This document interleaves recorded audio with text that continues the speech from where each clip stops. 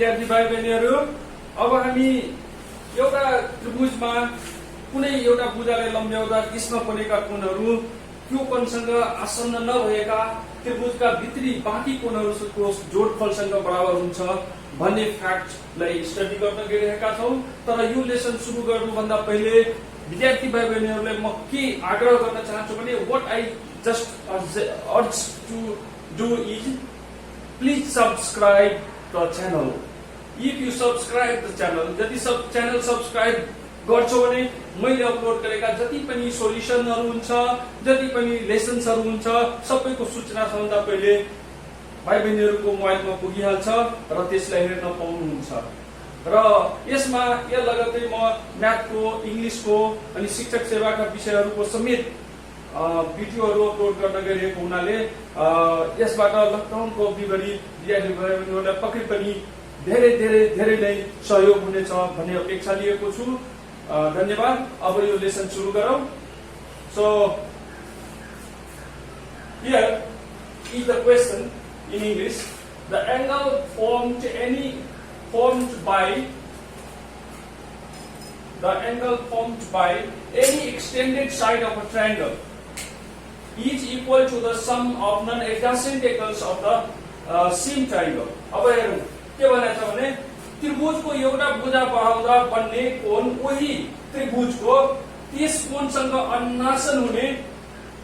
आसन्न हुने कोणहरू बाहेक, आसन्न हुने कोण बाहेक का कोणहरूको योगफलसँग बराबर हुन्छ। अर्थात्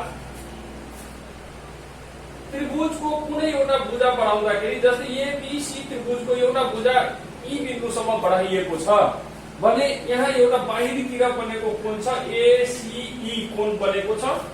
यो कोणको जोड, यो कोणको मेजरमेन्ट कति छ त, कति डिग्रीको यो कोण होला त त्यसै हामी के बुझ्छौं भने यो कोण बाहेक यो कोणसँग सँगै भएका यो कोण छ नि एसीबी जुन कोण छ त्यसलाई छोडेर, त्यसलाई कटा गरौँ, यो बाहेक यसलाई छोडेर बाँकीका कोणहरू एंगल ए र एंगल बी लाई जोड्दा जति हुन्छ त्यतिसँग बराबर हुन्छ भन्ने एउटा फ्याक्ट छ।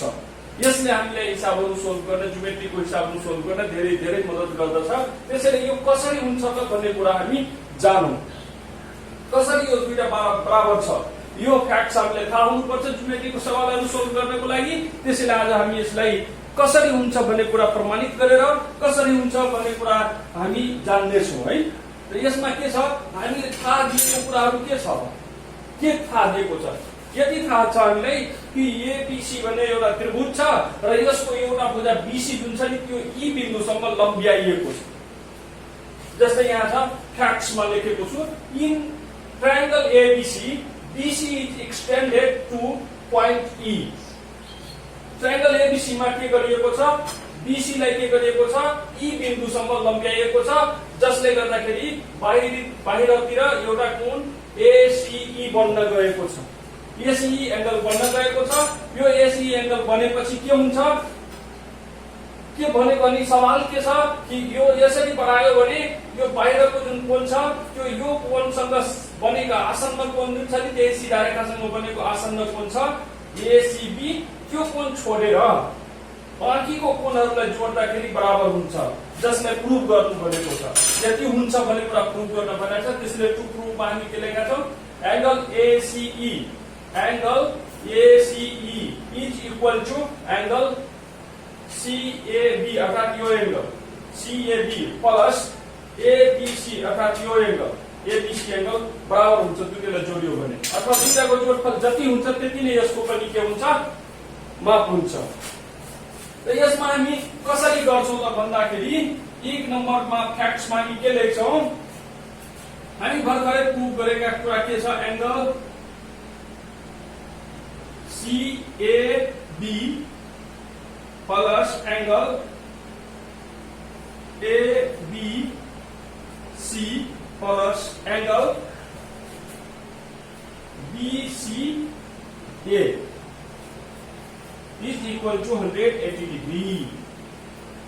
So यो के फ्याक्ट हो, यो फ्याक्ट के हो भने त्रिभुजका तीनवटै कोणहरूको जोडफल कति हुन्छ त 180 डिग्री हुन्छ। द सम अफ हामी के लेख्छौं, the sum of all angles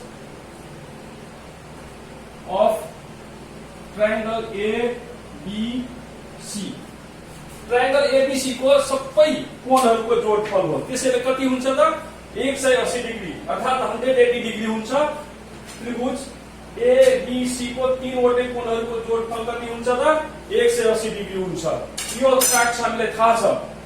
अहिले भर्खर हामी यसलाई प्रुभ गर्यौं। यसभन्दा पहिलेको लेसनमा हामी यसरी यसलाई त्रिभुजको तीनवटै कोणहरुको जोडफल 180 डिग्री हुन्छ भन्ने कुरा अब हामीलाई थाहा भइसकेको छ। त्यसैले हामीले यो लेख्यौं। अर्को दोस्रो के छ भने angle ACE plus angle CAB is equal to 180 degree. के भयो भने यो एंगल र यो एंगल को जोड 180 डिग्री हुन्छ। किनभने यो दुईटा एंगललाई यसलाई हामी छोपिदिन्छौं भने यो दुईटा एंगल एउटा सीधा कोण हो, स्ट्रेट एंगल हो। स्ट्रेट एंगल को सम नै कति हुन्छ 180 डिग्री हुन्छ। यो दुईटा एंगललाई जोड्यो भने यो टुक्रा यो रेखा सीधा भइहाल्छ। सीधा रेखा स्ट्रेट लाइन भइहाल्छ। यस्तो भइहाल्छ। यस्तो एउटा यहाँ पोइन्ट छ, यो पुरै जोड्यो भने यस्तो सीधा रेखा भइहाल्छ। अनि सीधा रेखाको कति हुन्छ त सीधा रेखाको जोडफल कति हुन्छ के एउटा सीधा रेखामा बनेको कोण अथवा स्ट्रेट सीधा कोणलाई हामी के भन्छौं त एउटा 180 दुई समकोण बराबरको एंगल अथवा 180 डिग्री एंगल त्यसलाई हामी भन्छौं। त्यसैले यो दुईटालाई जोड्दाखेरि हामी के देख्यौं त 180 डिग्री हुन्छ। त यसरी हामी के लेख्छौं यसलाई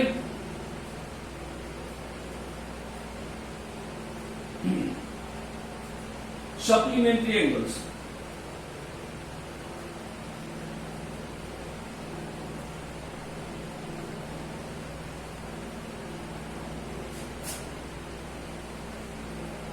और हामी होल पार्ट एक्सल पनि भन्छौं।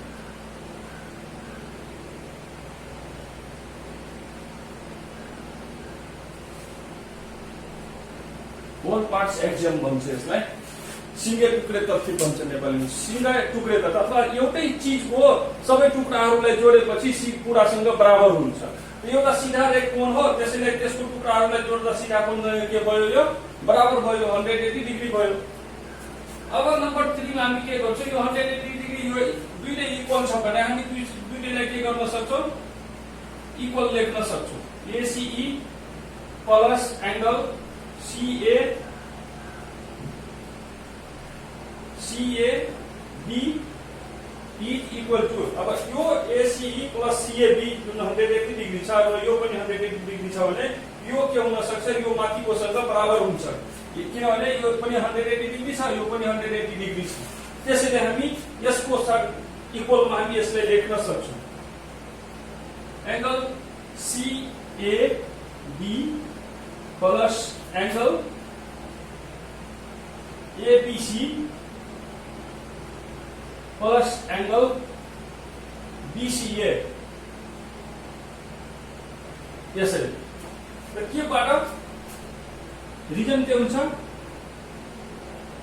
From facts 1 and 2। 1 र 2 नम्बरको फ्याक्ट्सलाई हामी यसलाई बाँच्दाखेरि के पायौं कि यो 1 र 2 नम्बरको फ्याक्ट्स के छ इक्वल छ। एंगल्सहरु त्यसको मेजरमेन्ट इक्वल छ। त्यसैले त्यसका एंगल्स जुन पार्ट्सहरु जुन छ त्यसको पनि सम के हुन्छ इक्वल नै हुन्छ भनेर हामी यसलाई लेख्यौं र यसलाई त्यसैले हामी के देख्छौं यो CAB र यहाँ पनि CAB छ यो के भइहाल्छ कटिहाल्छ। त हामी के लेख्न सक्छौं angle ACE is equal to angle ABC plus angle BCA हेरौं यो प्रूफ भ्याल्यु। यसरी यो के भ्याल्यु प्रूफ। नम्बर 4 मा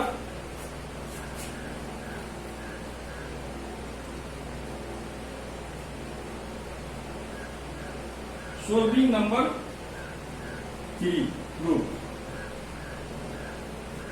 हामी के गर्यौं नम्बर 3 को जुन छ त्यसलाई हामी सोल्भ गर्यौं। यो नम्बर 3 लाई सोल्भ गरियो, यहाँ जुन इक्वल छ दुवैतिर त्यसलाई हामी काटिदियो, अथवा यसले एकतिर ल्याउँदा माइनस हुन्छ र यो क्यान्सल भइहाल्छ, बाँकी रहन्छ एसी बराबर यो दुईटा एंगलको जोडफल। यस प्रकार हामी के पायौं भने यसरी कुनै पनि ट्रायंगलको कुनै पनि भुजालाई बढायो भने यो यहाँ यसलाई बढाएको छ, सपोज करो एबी लाई नै बढाउँछ भने एबी लाई एफ सम्म बढाइदियो भने यहाँ बनेको कोण यो कोण छोडेर यो दुईटा सँगको जोडफलसँग बराबर हुन जान्छ। त्यसैगरी बीसी लाई सीबी लाई यतातिर बढायो भने यो कोण जुन बन्ने छ त्यो कोणहरु यसलाई छोडेर बाँकी दुईटाको यो जोडफलसँग के हुन जान्छ, बराबर हुन जान्छ। तर यसले त्रिभुजको अध्ययनमा यो जुन फ्याक्ट छ यो फ्याक्टले हामीलाई यस्ता धेरै सवालहरु सोल्भ गर्न मद्दत गर्नेछ। पक्कै पनि विद्यार्थी भाइ बहिनीहरु घरभित्रै रहौं, स्वस्थ रहौं, सुरक्षित रहौं। कोरोनाको यो लकडाउन अवधिभरि घरभित्र बसेर केही विद्यार्थी भाइहरुले केही सिकुन् भनेर म यो गर्दै गएको छु। धन्यवाद।